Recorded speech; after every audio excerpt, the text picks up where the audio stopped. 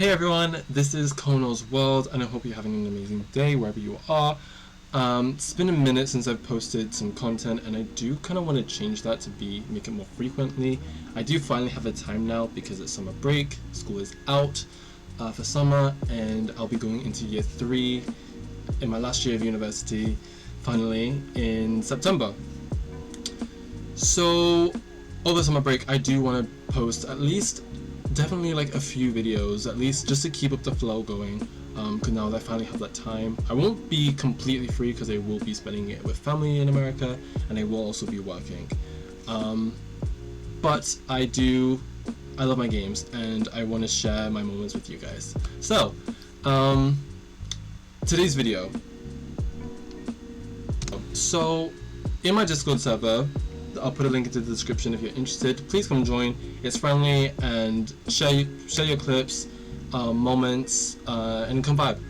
Anyways, today's video, a lot of people have been asking me, oh, how do you get good at Pokemon? How do you build a competitive Pokemon? Like where do you start from? So there are videos on this already, but I want to explain it, because I finally got the hang of it, and it is a learning process. It is a learning curve. When it comes to Pokemon, you start off as either a new or a casual player. You've probably played a bunch of games, Black, White, 2X, Y, whatever, and you thought you were really good, but you probably never battled competitively, or you've probably heard about it, but you're like, oh, that looks too much. Let me stay away. Let me stay back. But actually, it's not. Getting into it, it's not that bad. That being said, I've never gone into any tournaments. Never gone into any tournaments, championships, anything like that. No. I do know how to build though, which I think is the most fundamental step in going into competitive play. So, where do you start from? I guess it's fair to say EVs. What are EVs? First of all, EVs stand for effort values. These are values that each and every Pokemon has, and these values are given. How do I explain this? Okay. Say you start off with a Tepic, for example, and when you play through the story mode in Black and White 2 or Black and White, you have to kill off, catch up what you see. EVs are obtained from defeating or catching the other Pokemon. So this is including rival battles, out in the wild, wherever. So say for example you're on Route 1, you catch a Patrat. I think Patrat is like 1 attack EV or 1 HP, something like that. If you kill off 4 Patrats, you're gonna get a total of 4 EVs. 4 EVs equals to 1 stat point. Each Pokemon offers EVs in all 6 of your primary stats: HP, attack, defense, special attack, special defense, and speed. You get the gist of it. However, depending on the Pokemon, those amount of EVs will increase, up to 3. First stage Pokemon tend to be 1, however, if the Pokemon is unevolved, like Lapras, for example, then it's most likely going to be 2. And then the final stage Pokemon, or legendary, mythical, tends to be about 3. Okay, what does that look like? What does that look like? Okay, perfect. So, this is my Violet account, and this, Frostmoth, this Frostmoth is a great example. This was a Pokemon I used in my first playthrough in Scarlet and Violet. Let's see. Okay, she's quiet. That was her original nature. This is what I wanted to show you guys. So, this spread shows that there are EVs all around the place. The shape of the graph tells you where the EVs are and what stats, where the EVs have gone into. You can tell that no more EVs can go into this Pokemon because the graph is now, you can see this blue outline or this blue shape. That means that this Pokemon has acquired all 508 EVs. If you don't know this already about natures, I will go into this in a little bit more down the video, but to change a Pokemon's nature, you can use mints. That's the only way, which can be bought in this game from the Chansey supply store, and I think they're about 20k. Yeah, okay, that's mints. Now let's look at another Frostmoth who is trained and what that looks like that's different. So this is my this is my shiny Throssmoth that I found, and you can tell that the spread is so much more different. So there's points gone into her HP, her special defense, some into her attack, defense, and a little bit of speed. Okay, now that was. Oh, I feel like okay. What next on EVs? I've just explained. I've shown what an EV looks like, what a fresh Pokemon looks like. IVs I'll do in a moment. Let's still talk about EVs. So, if I want to, if I wanted to say, oh, actually I want to use this Pokemon, or if you have a Pokemon, you can check the spread by pressing the L to switch the graph view. If you're like, oh, actually this Pokemon, all the EVs are done, let's actually try and make this Pokemon better. How do you do that? There are two ways. You can use berries, or you can use mochis. If you don't have the DLC to this game, then mochis are kind of out of the question. But the alternative method is to use berries. Where are they? I've favorited them all. Actually, no, my camera, you can see them. So if you see here, Pomeg, Kelpsie, Qualat, Hondu, Greppa, and Tomato. Ignore those ones, I just like those. Those main 6, all of those berries, in the following stat, they reduce 10 EVs. Pomeg reduces HP EVs by 10, Kelpsie reduces attack EVs by 10, Qualat defense, Hondu special attack, Greppa special defense, and Tomato speed. All of those berries reduce, one berry is a reduction of 10 EVs. If you're trying to increase a Pokemon's EVs, there are different ways to do that. You can either use the vitamins, or you can use mochis. Again, if you don't have the DLC, then you can't use mochis. Vitamins are expensive. You can buy these, or find them across the landscape. You can buy these for about 10,000 for one, so they are expensive.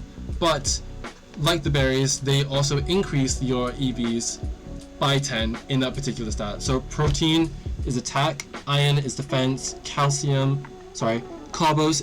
is speed, calcium is special attack, zinc is special defense. I don't know why it's in that order. And I don't have the HP one, but it's literally called HP up.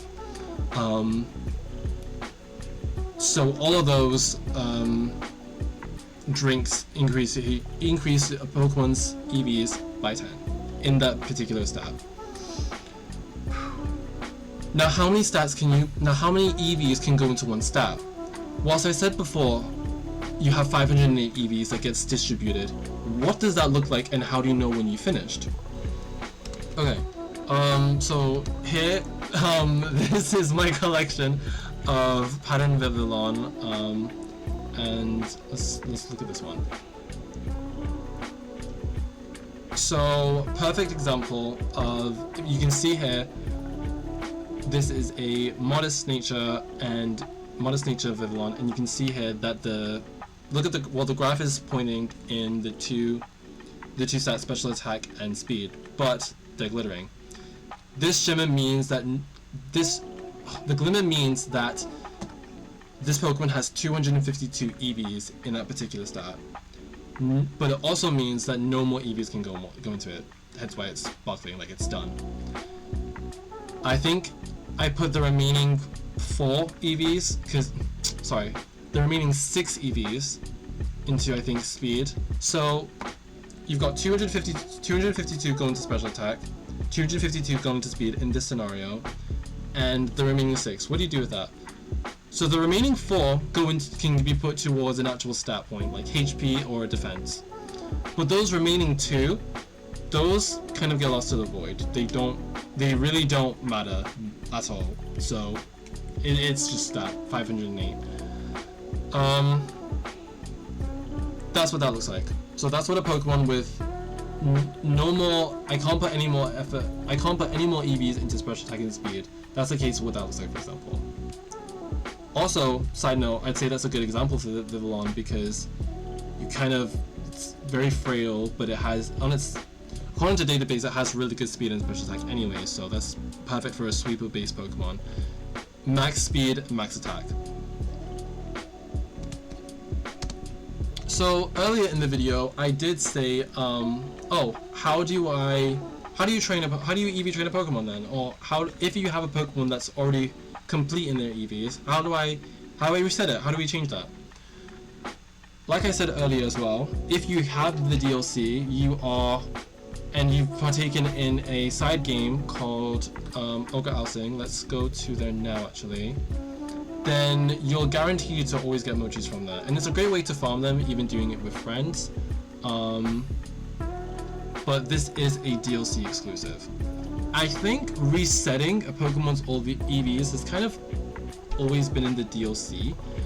Even in Sword and Shield, in the Isle of Armor, there's an NPC that you can trade, I think, Armorite Ore or Dynite Ore, one of the two, and she'll reset a Pokemon's EVs for you. So it's kind of an immediate resetting a Pokemon's EVs immediately has always kind of been a DLC thing. Don't know why. So if you come to this NPC, you'll partake in Ogre Ousting. This is kind of the early midpoint of the DLC. And it's great, and it's really fun to play with other people as well if you have friends, to farm mochis and stuff, and other little reward items. So, right, that's that. How do we reset a Pokemon's EVs? So let's say I wanted to do this one, the one I use throughout my playthrough. You can either use the berries like I mentioned, where are they? I don't know how many I've gone into attack, so we'll just say, I don't know. No, I'm not going to do that, that's too much effort. So I will just zip it to, do I have a spell on Doffer? Kind of do need more mochis. Okay, so we use a, oh! That's not what I wanted to do! Oh! I mean, that's Glade, so, okay. That's fine. It's not what I wanted, but that's fine. It's not what I wanted. I mean, that Glade wasn't trained in anything. It was just, that was for catching, but okay, it's fine. I wanted to do it for this Pokemon. So, the all reset. So now, what does a fresh Pokemon look like? Right, you can see that perfect hexagon. That means that there's no. Oh, I can't believe I did that to Glade. I can't believe. I mean, it was only for catching. I just can't believe I did that on camera. Right. So that means that all of this Pokemon's EVs are now set to 0. So now I can put them in whatever I want. You can either use the drinks, like I said, and the mochis, or you can do it the manual way. You can kill off certain Pokemon, but to make it easier, you can give them the power items. The power items, where are they? Are they in this set? They should be. There they are. Okay. The power items. The power items in the newer gens. The power items, if a Pokemon's holding onto them, they're gonna acquire 8 EVs of that stat. So from top to bottom, power bracer, attack, defense, special attack, special defense, speed, and HP. In Scarlet and Violet, you can get these pretty early actually. However, in the previous games, I honestly, it's always been a late game thing. It's always been a late game thing or a heavy grind to spend on BP at like the Battle Mason or the Battle Resort or the Battle Tower, you know? It's always been a grind to get those items. So, the fact that Scarlet and Violet implemented this really early says a lot. Anyways, holding a band provides 8 EVs. If I'm EV training speed, and if I wanted to make my Frostmoth faster, I know, for example, that Cyclizar are a Pokemon that provide 2 speed EVs. So killing off 20 of those, that's going to provide me 200 EVs. 200 EVs into speed. Because that's 8 from the band, 2 from a regular Cyclizar, that's 10, killing off about 20, 200. Oh, I'd like to emphasize that you have to manually kill off Pokemon. Auto battling will not acquire EVs. Okay. So, okay. Wild Pokemon tend to have really crap IVs. IVs stand for individual values. These are values that the Pokemon was, I want to say born with, but it has. Each Pokemon has their own set of IVs, and this cannot change. They're just stuck. They are stuck with it. It's just how it is. They are stuck with it unless you decide to bottle cap them. So I'm going to show you what I mean by this. So when you complete the game, you can, when you complete a Pokemon game, typically, I'll say Scarlet and Violet in this case. This is what I've been playing mostly. In Scarlet and Violet, you get the Judge feature. The Judge feature allows you to check your Pokemon's IVs. I don't know why it's a late game feature. I think it's kind of encapsulating the idea that EV training and knowing what your Pokemon's IVs are aren't really a playthrough thing. It is more of a post-game thing. However, if you have the premium plan of Pokemon Home, you can actually judge your Pokemon's IVs. I'm going to introduce you all to Showdown. You may know it just for battling random opponents, but it's also really good for building spreads. So let's see here. When you fight players, they tend to be at level 50. So I always base them at level 50. Always base my Pokemon at level 50. Okay. So the stats here are literally the same as what it says in the database, and we have our IVs on the side. Now, where do I start? Okay, let's start with my Frostmoth. So, okay, so how do I explain this? Okay, so from this information and from what we did, we reset Corey's EVs. So Corey's a fresh Pokemon right now. If we're putting this into Team Builder, let's see what that looks like. I think, wait, at level 78, I'm not sharing my screen, shit, my bad, hold on. Okay, so this is Corey, she's at level 78, and let's try, and I know that her HP is best, but let's try and get the other stats up to where we can find our IVs. So with a fresh Pokemon, she had 108. You might not get the IV exactly, but you'll have an idea of where it is. 2 very boring minutes later. So this is what her IVs look like. So as we just saw, Corey's IVs weren't really the best, except the HP. So what we can do is, and I said earlier that Pokemon's IVs can't really change. They are fixed, that is true. The only other way to change them is to go to a certain NPC and provide them with a bottle cap.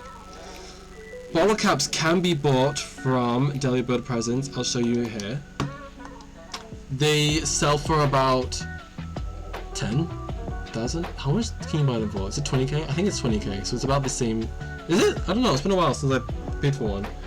About 20k. And a bottle cap raises a Pokemon's IV to their max. It considers them. That's what we call hyper training. Where are they? Over here.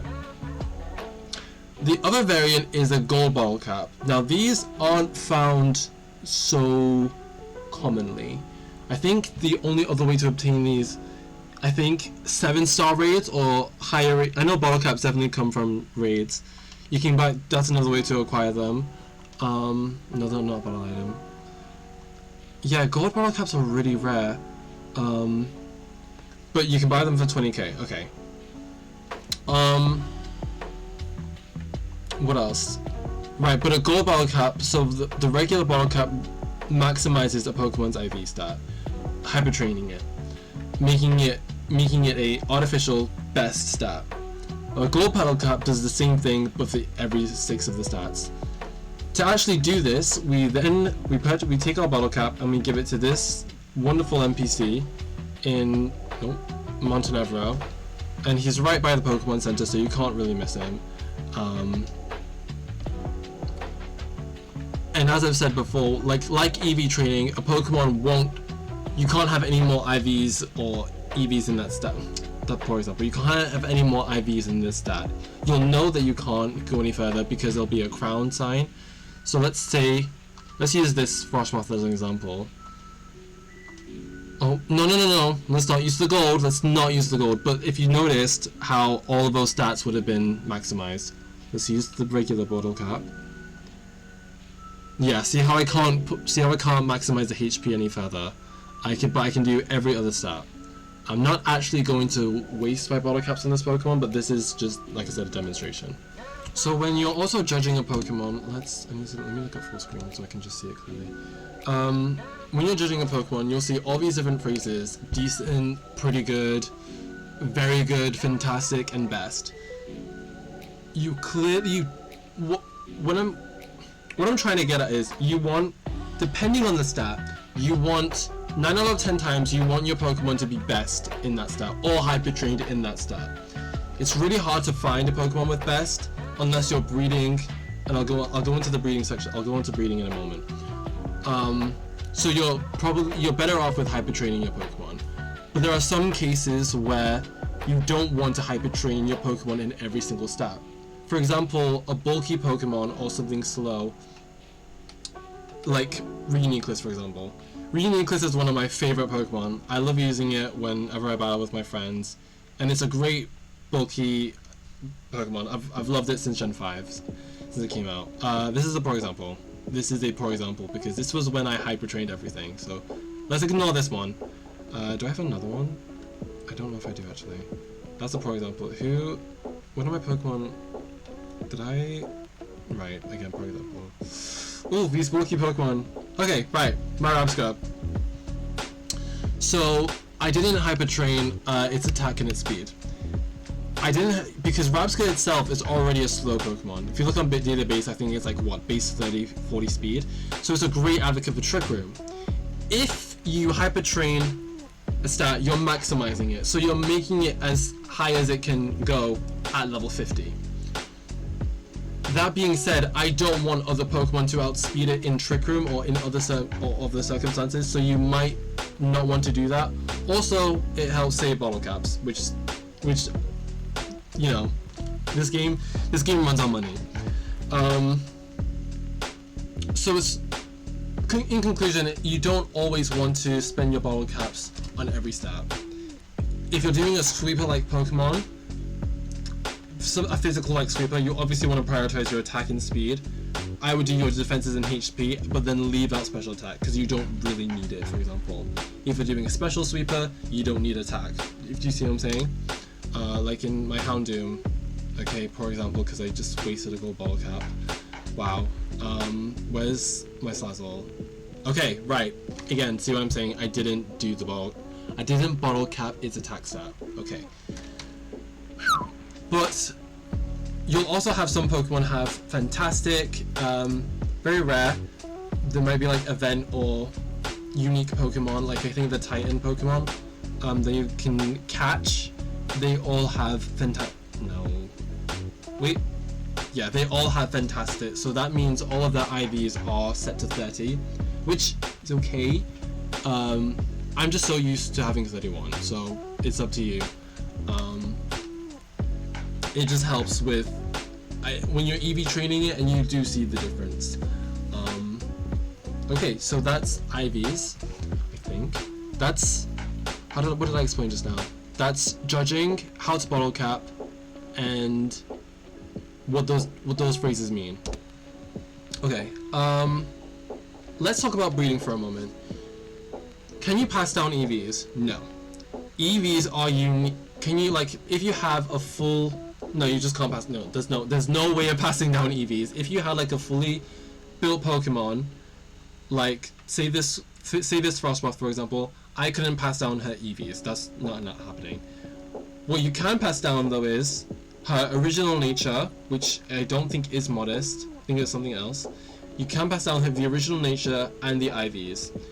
If a Pokemon has been hyper trained, you cannot pass down its artificial IVs. It just won't work. It will be the original IVs before it got hyper trained, if that makes sense. So, however, if a Pokemon had perfect IVs, like let's have a look at the raid Pokemon, for example. The raid Pokemon from like 6, 7 star, in fact, the starters, right, they all had 7-star Pokemon will be perfect. They will have 31 IVs in all of their stats. These are great for, what do you call it, passing down, for creating an offspring. If you wanted a perfect offspring. What else? You would want two if you wanted a perfect offspring, you would want Ditto in this case, or a Pokemon with egg moves or whatever, and then you want your perfect parent, in this case the Meowscarada. To pass down the Meowscarada's IVs, you want to give it a Destiny Knot. The Destiny Knot really, I think it got buffed in Gen 6 when they actually gave it the breeding usage, because before Gen 6, I think its other usage was to prevent the Pokemon from being infatuated, which is kind of useless. No one really uses the tract that much anymore, as it was so common in Gen 5. But like I said, you would want to give your Destiny Knot to the Pokemon with your max IVs. If you're trying to breed for a good nature, you may as well have your other parent of the same nature. That's not place. How do I explain that? I don't think I explained that very well. Okay. So, if I wanted a perfect Sprigatito, for example, on my controls also. Wait. Okay. If I wanted a perfect Sprigatito, for example, I know that I would want to breed with Meowscarada and my Ditto. Now I know. Well, if you're trying to breed to get an offspring, Ditto is your best bet. Where are they? I have perfect Ditto somewhere. Okay, right. So these are my perfect Ditto.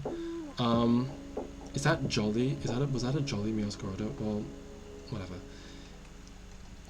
When I'm breeding, I tend to have both my parents the same nature. So my Ditto one nature and my parent offspring as the same nature. That way, the offspring will have a 100% chance of getting that desired nature.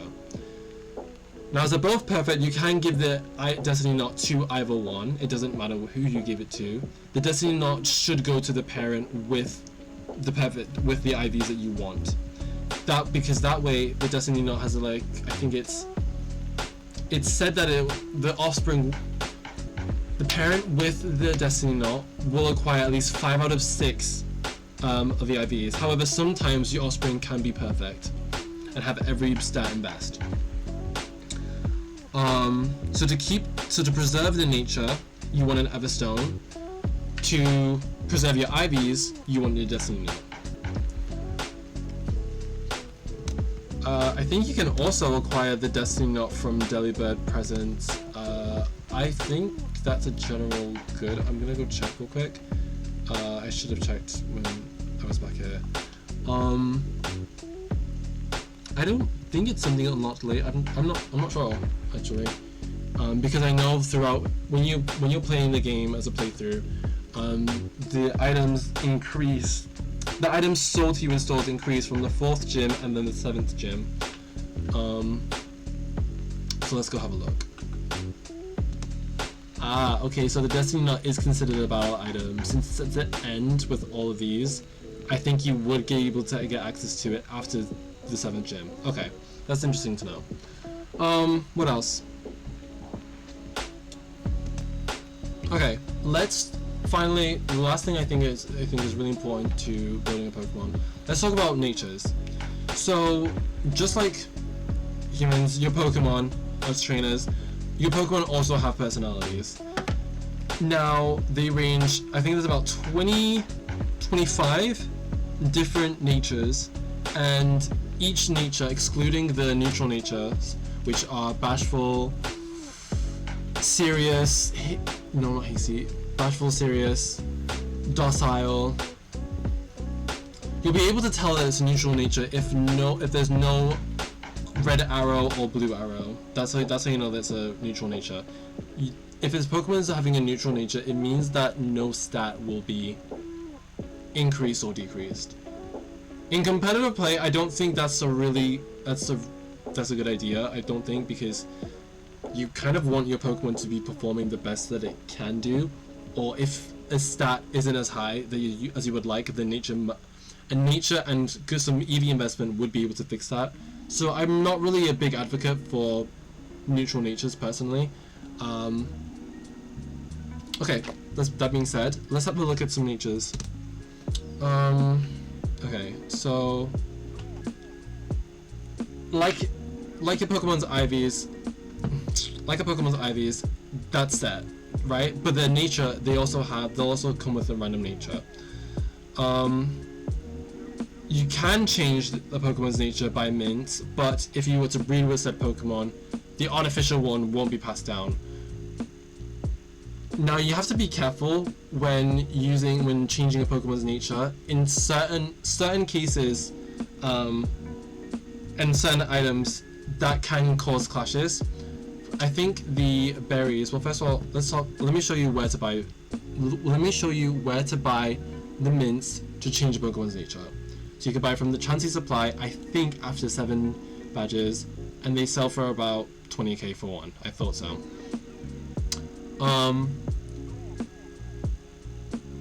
Yeah, all the neutral natures they are the same. So Sirius is just that's why that's the only one that's being sold. As you can see here with Adamant, your attack set will be proficient, but your special attack isn't going to do so well. For Pokemon that are like sweepers, physical attackers, this means nothing to us. Like, this is actually perfect. This is what we want. We don't really care about our special attack. So another thing to think about when you're building a Pokemon, always try and think about what stat do we not care about and which ones do we want to lose out on.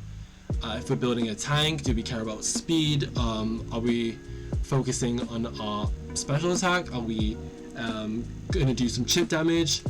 Just those things to think about alongside the move pools as well. What else? Another thing I'm not really the biggest advocate for, personally, people may disagree with me on this, I'm not the biggest advocate for natures such as naughty or lax or gentle. Natures that hinder my defenses, I've never been a fan of, because I kind of do want my Pokemon to live as long as it can. Now, that can only be that if the Pokemon's built that way, then it's built that way. But I don't see any benefit to having my special defense low or suffer. I really don't. When I'm training, I do try and always make my defenses equal to or around the same. In competitive play, and in a lot of popular cases, you'll see a lot of people, when they EV train their Pokemon, they'll do a very typical set of 252 and 252 plus 4. That means that they're maxing out 2 starts and putting the remaining 4 EVs into a defense or something. Now, that's not a bad spread for certain Pokemon, especially the Pokemon who kind of need that, or that's the only thing that they can do. But there are some Pokemon where I think a mixed spread would be appropriate. For something like Gothitelle, for example, or even like Incineroar, tanky Pokemon, or that have really good defenses and want to support, stay on the field, or just be annoying. They want to survive as long as they can. Okay, so in conclusion, what have I discussed today? Okay, so I've talked about EVs. I've explained spreads, how to train, how to reset, IVs, berries. Okay. In conclusion, there are so many things on how to make a Pokemon better per se. Even items as well. Items are a big thing. I'm not gonna go too much into items right at this point. I think I've made this video a little bit longer than intended. There are so many factors to consider. Definitely go on Team Builder if you're struggling or if you don't know what to do with the Pokemon. Look on Team Builder. Leave questions in the comment sections. I'll try and respond. And other people might be able to help out as well. Join the Discord server if you have any questions. You're more than welcome to at any time whatsoever. I'm always looking for people, And yeah, it is a huge jump from being a casual player and going into the boundary of just competitive play and just learning. It's such a different ballpark, and it's so difficult, and it can be overwhelming at first, but once you get the hang of it, you get the hang of it, and it becomes something like so simple, straightforward. This has been Cornell's World. I really hope you've enjoyed this video and taken a lot from it. I hope it's not as long, because it's saying this is 40 minutes, so I hope I've trimmed this down. But that's a chore for me to do. Yeah, I'm gonna sign off, and I hope you guys have enjoyed. See you later. Bye.